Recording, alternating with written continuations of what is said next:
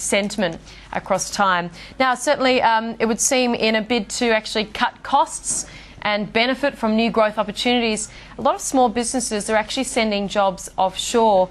The potential backlash from customers, though, has seen a lot of SMEs going to great lengths to actually keep all of this a secret. For more, we're joined by Chris Moriarty, the CEO and co-founder of virtual staff provider Flat Planet. Good to see you, Chris. Bring us into the picture, though. Virtual staff, what is that? So companies have a position that's available. They send a job description to the Philippines and you custom recruit people with the appropriate skills and experience to fill that position. So rather than sitting at a desk in an office in Sydney, they just sit at a desk in an office in Manila. And so this is what your company's doing. So you're seeing the kinds of companies looking for staff positions offshore. What kinds of businesses are you getting work from? And what kinds of positions are they looking for? Well, anything that can be done sitting at a desk. So we've got about 30 smaller Australian businesses, and it's not just Flat Planet. There's many other companies doing this in the Philippines.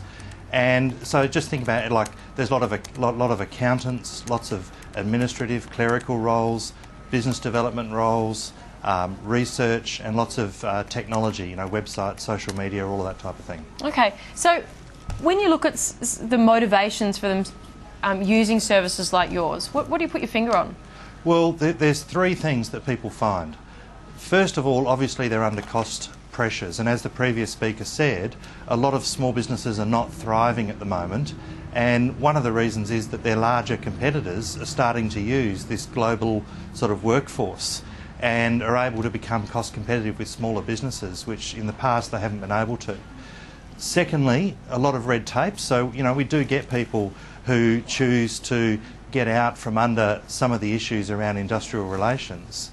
And finally, once people realise that they've actually got a globally competitive workforce in place, they start to use it as a beachhead into Asia, and there's just massive market opportunities up there for all sorts of businesses. And it's all about helping smaller businesses, become bigger businesses, which they can do. Go back to that second point, the response to issues with workplace relations in Australia. What are the problems and the solutions they're looking for on that front?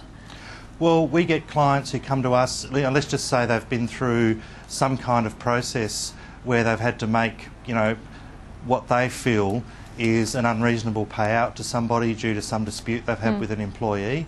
And for a small business, if you're only making, $80, $90, $100,000 a year and you have to make a $30,000 payout to an employee, that's a huge imposition. And, we really do find a lot of small business coming to us, not because they want to save money, but they come to us because they just want to be free to focus on their business and growing the opportunities that are there for them. It's interesting, just in the introduction, we introduced this element of almost a feeling of betrayal when they are sending jobs offshore. I think that's quite an interesting finding, because we have seen such a backlash to the bigger companies offshoring jobs, and particularly, say, the finance sector. I think it's interesting the way that small business almost doesn't want to be seen to be doing what they're doing. Right, I mean, there's rational and there's emotional. So on the rational level, it's a no-brainer. If you can get access to somebody who's more highly skilled than you can reach for in Australia, and at the same time save 60%, then logically, why wouldn't you?